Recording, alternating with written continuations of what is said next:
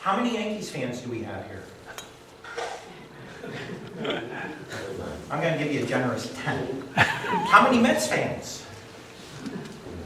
Okay, I'll give you a generous 3. In case I didn't see you. Okay? How about Toronto? Anyone like Toronto? Okay. I'm from way up north, so I have to throw them in there too. How about the Giants? Giants fans? No Giants fans at all? I'm a Giants fan. Okay, Jets? Buffalo Bills? There we go. Okay? So we have a little bit of agreement on some things, but nothing like this. Look at this. 93% of New Yorkers agree that corruption is not just a problem, it's a serious problem. Do the folks in this room agree with that? Yeah. Corruption's a serious problem. There's some folks that evidently don't think it is. So keep spending on the nanotech, I guess. There's a problem. There's a clear problem. Last 10 years, 3 dozen legislators left due to ethics violations. But what it doesn't tell you is more people have left due to ethics violations than have been voted out of office. So in other words, if you do something wrong and you don't get caught, you'll probably stay there. And if you do get caught, you may have to leave. I guess I'm not 100% sure of this, but somebody told me that Dean Skelos finally is, the judge is saying you're not going to get your appeal or something like that. But as of maybe a week ago, Dean Skelos and Sheldon Silver, one's a Republican, one's a Democrat, one's Senate leader, one's the Assembly leader, both were walking the streets. Okay? And I can tell you, I wasn't proud of having them in office.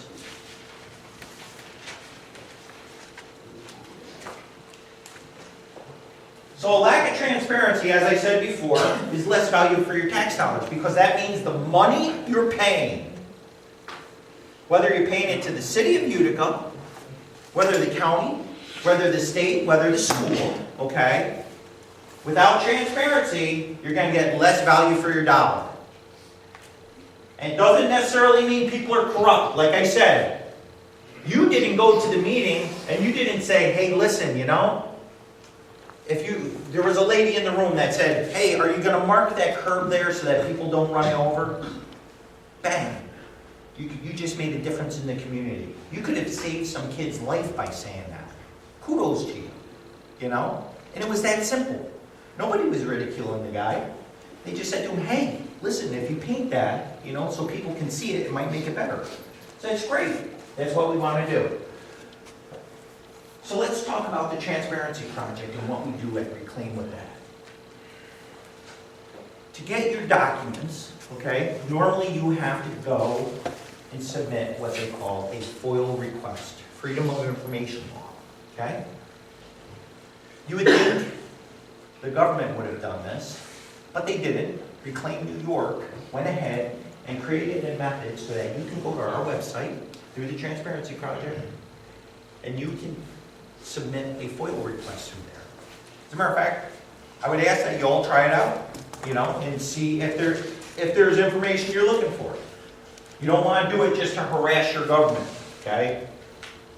But if there's some information you're looking for, instead of doing it the old-fashioned way where you had to write a letter and all that kind of stuff, if you go to our website, it makes it simple, okay? It makes it simple if you want to see what's in the budget, okay, for example. It's a big issue here in Utica right now. So if people want to see information about that budget, okay, now your budget in Utica is online, I believe. So I think you're all set. You can go right online. And that's what we're really pushing everyone, all the different governments within New York State, is to put that information online. Why? So that the people of the public can see it, and they don't have to file Freedom of Information requests to get that information. If it's online, nobody has to worry about it. And we feel that that would be a great thing.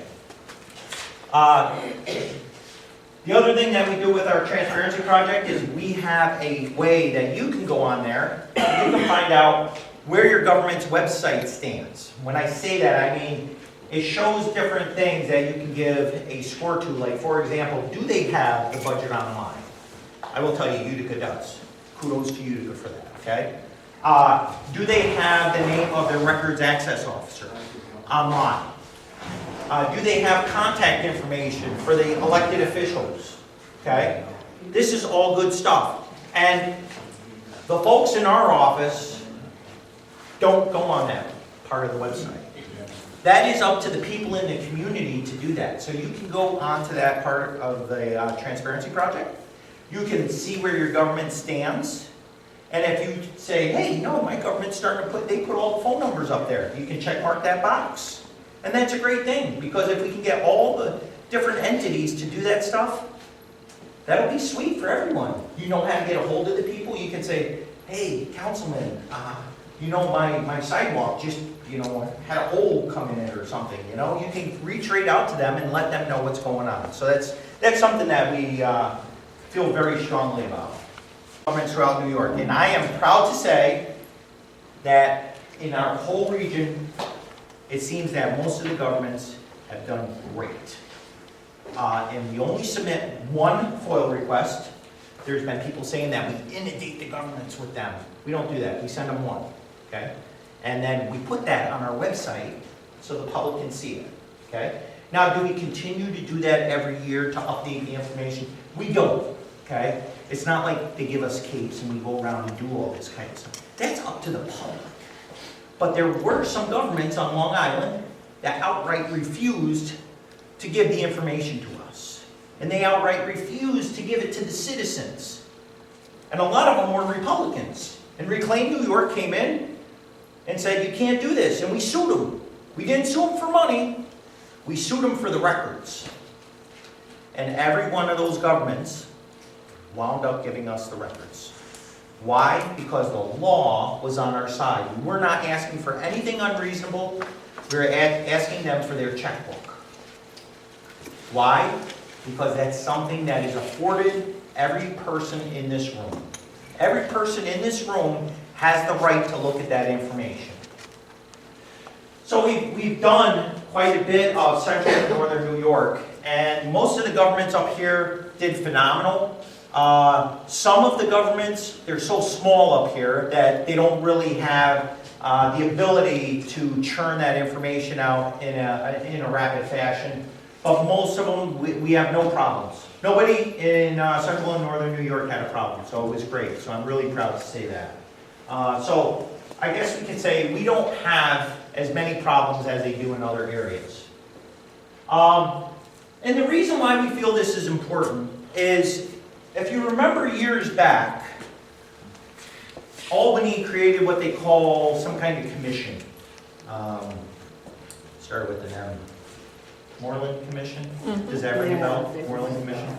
Okay, so they created the Moreland Commission, and the Moreland Commission was out there trying to combat, you know, crooked governments and things of that nature.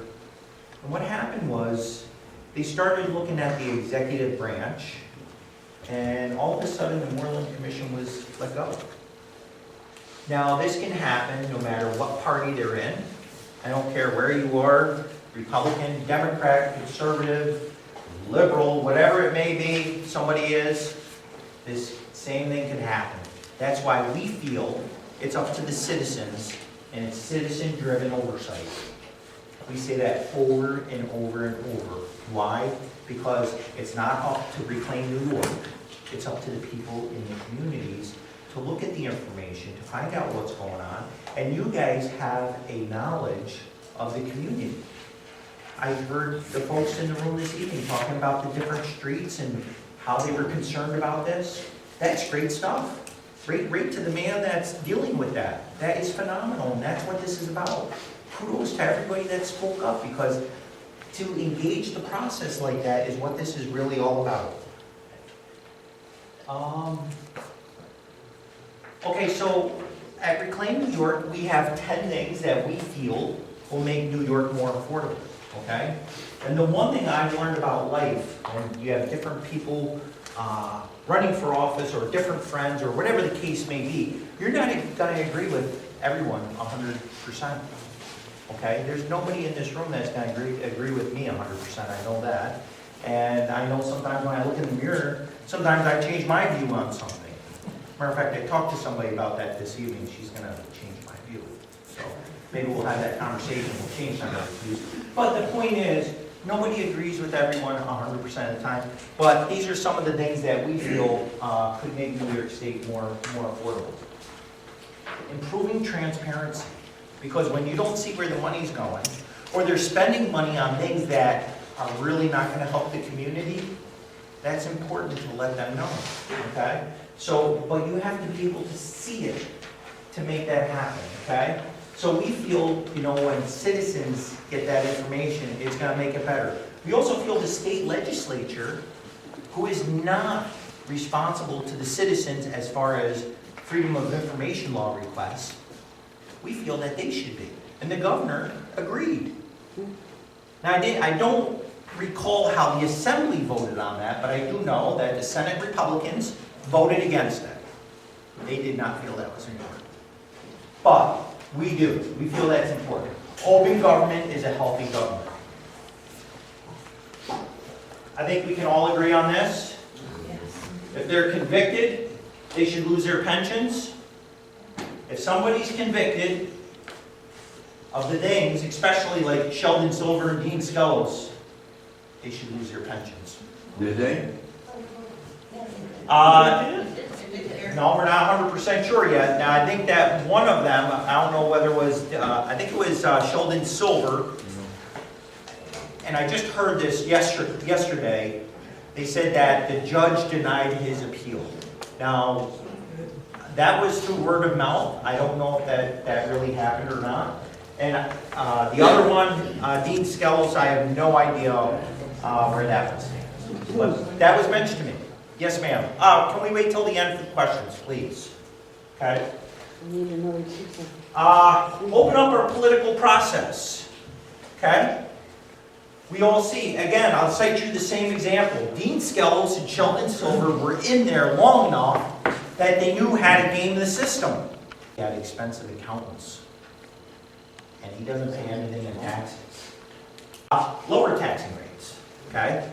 Again, the affordability crisis. People are leaving New York. This side of the room leaves, that side of the room pays all the taxes.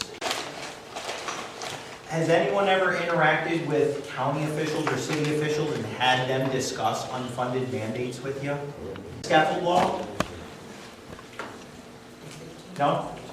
Okay, scaffold law is big in bigger cities. Utica, not so much, obviously. Scaffold law is basically if a contractor comes to your place of business and they set a paint can down, okay, because they're painting. And then they leave and they come back the next day and they trip on the paint can that they set down, they sue you. Now, the interesting thing about scaffold law, who gets rich off of this scheme? Anyone know? Lawyers. Who said that? Healthcare. Okay, the lawyers. The lawyers are the ones that make out like bandits, okay? Not the business owner, not the contractor that did the work, but the lawyers. That's right.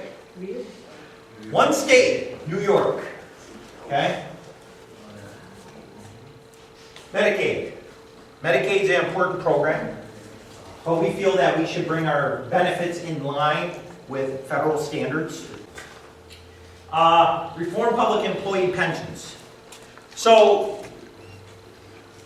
we're not saying take people's pensions away, okay? I have a 401k, okay? And there's many people in this room that are on a pension. It would be very, very unfair for anyone to come in and try to mess with your pension, okay? But we need to have an off-ramp for the people that are joining the workforce because this is not sustainable. It is not sustainable to give people 80% of the money that they were making for the rest of their life. Perfect example, New York City. Big article, a refuse truck guy, a garbage man down in New York City, okay? Bragging about the fact that he's now up to $300 and something thousand a year, and he hasn't worked in 15 years because his thing keeps escalating. $300 and something thousand a year? It's a little getting out of control there, you know? So it's significant, okay? And we all pay for that if he worked for the state or the city here or something of that nature. Stop automatic step salary increases. Perfect example, Watertown, New York. Okay, Fire Department of Watertown, New York, they had automatic step salary increases. So they started this back when inflation was a lot higher than it is now. They were getting increases of like 4 to 5% a year. Inflation was between now and then. Because when they have the salary increases like that, they have to go back to the last signed contract if they don't agree. So when the government steps in and says, listen guys, inflation really isn't that high right now, maybe it would be better if we gave you a raise of 2% or 3%, then they have no motivation to go back and say, yeah, that's great. Yeah, we'll just take a 2% raise, because they're guaranteed the 5%, the 6%, the 7% raise. So we feel that it should not be automatic like that. We're on Twitter, Snapchat. You can go on there and share your information with us. You can go on and share our information. Give us a like on Facebook if you can. Follow us on Twitter. And that would be a great thing, because we all know social media is getting more and more powerful. You can become a citizen owner in your community. Citizen owner is somebody that is more active than the regular citizen. They might go to meetings off and on. And I'd like to thank everybody for coming out to the presentation tonight. And again, if you have another venue that you would like to have me come and speak, I would be more than happy to. And I'm going to have, did you guys pass out the index card yet? Yeah. Everybody got a card? And did everyone get a reclaimed pen if they want it? If you don't want it, does everybody have a writing utensil? Okay.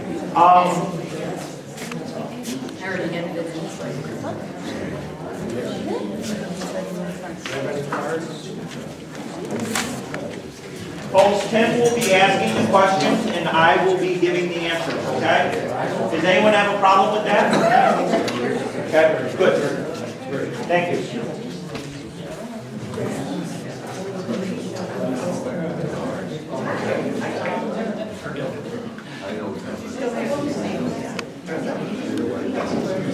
Some of these are just comments, so we're trying to find the questions, because there are people that, have questions. Gentlemen, while you're finishing writing your questions, may I have your attention, please?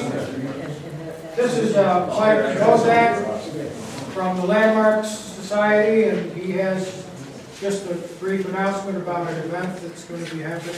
In a couple of weeks, we're going to have an open house at the Compassion Coalition, and that's going to be on April 12th, 6 o'clock sharp. So we're meeting on the Lafayette Street side. If you've not been in there before, it's a fascinating venue. I mean, they do wonderful work, and unfortunately, the location is right in the footprint of the proposed hospital. So what we want to do is have people show up to see what they do and see what we stand to lose if the hospital does go downtown.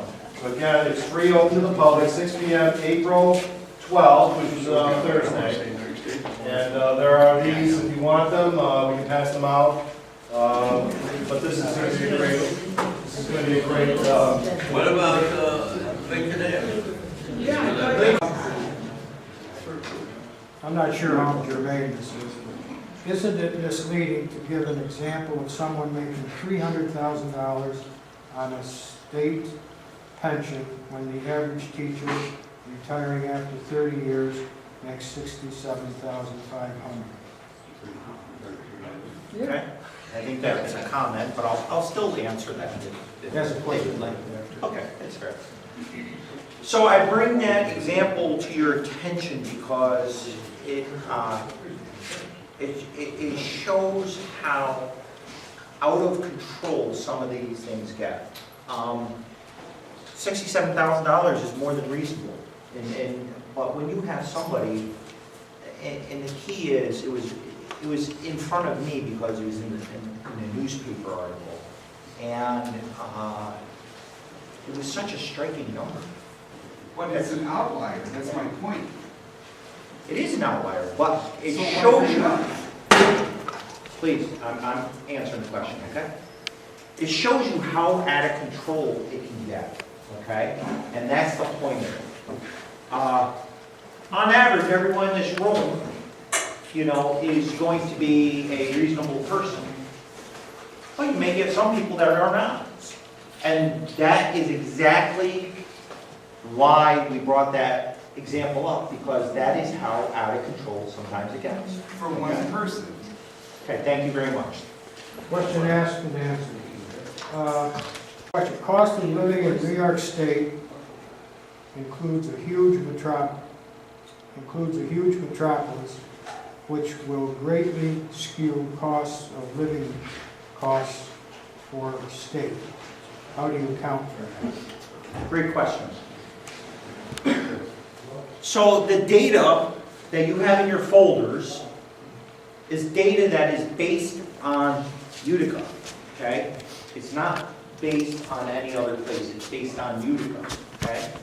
Now, some of the information comes from the U.S. Census Bureau and things like that, okay? But as much as we could, and we put a lot of time and effort into this, our affordability calculator, to get the information zeroed in on you, okay? Now, I'd like to take that a step further. Because if you don't feel this is accurate enough for you, I would implore you to go to reclaimnewyork.org. When you get there, look at our affordability calculator, okay?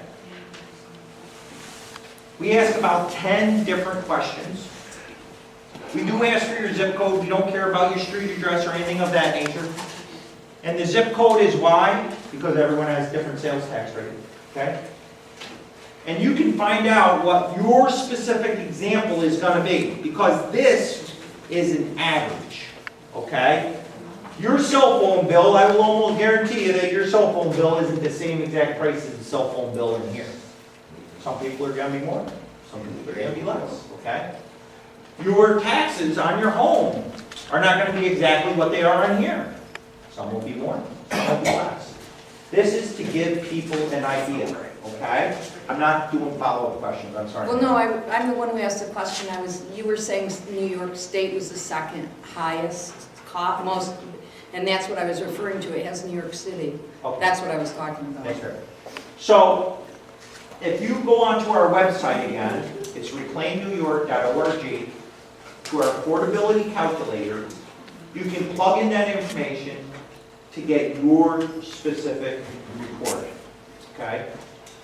So that's what's going on there. And as far as breaking New York State between upstate and downstate, we have not tried to do anything like that. We looked at all the states, okay? Figured out which ones are more affordable, which ones are less affordable. And I think that's something that's well known throughout the U.S., that Hawaii is the most expensive place to live. I don't know if you've been there, but it's pretty Well, expensive. you say place most to live. states don't have a huge metropolis. That's fair enough.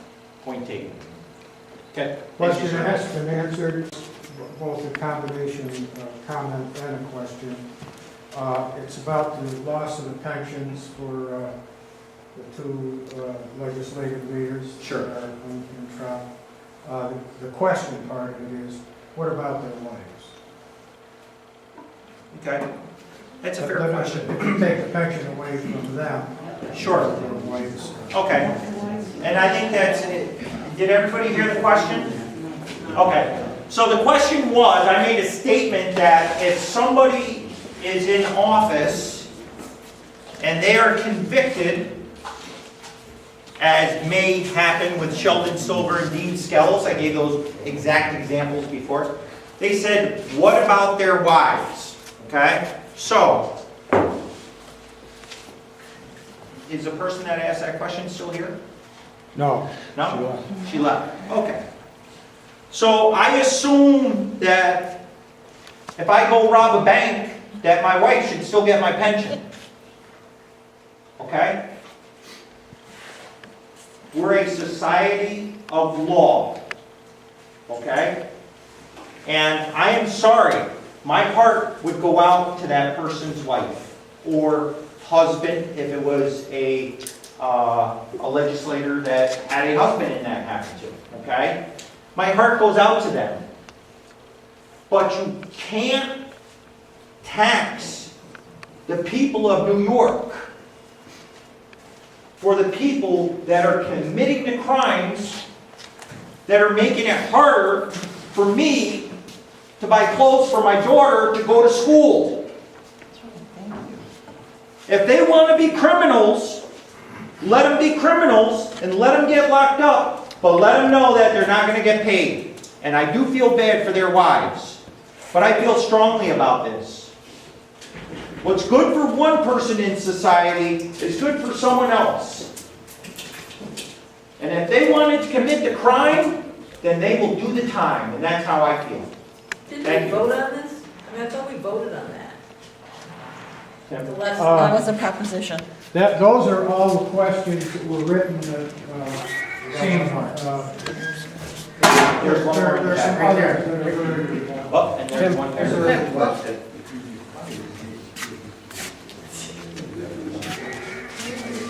That's a complete list, Tim? I don't think so.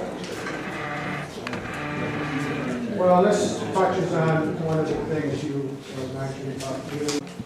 All people, well, again, it's a state, I thought there was, no, there's a question there. There's a question.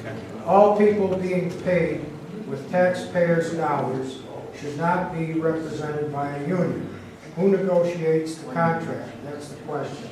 Not the taxpayer, but an elected person who gets support for their election.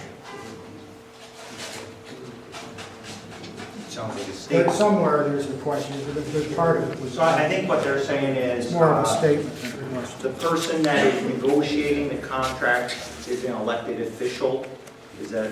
Right, and who negotiates the contract? It's an elected official, if it's not a union representative. I'm not sure how even legitimate it is. So it's up to you if you want to Sure. respond to it or not. I'm not quite catching the question in there, but I'll do my best for my knowledge of what they're discussing there. And I do know that unions have their place, but I do also know that unions do pressure elected officials, and they're doing the same thing that I'm asking everyone in this room to do, okay? To go seek your elected official. If you have something that you feel is important for legislation, you get in front of them, okay? They are more organized, okay? But there is nothing like your constituents getting in front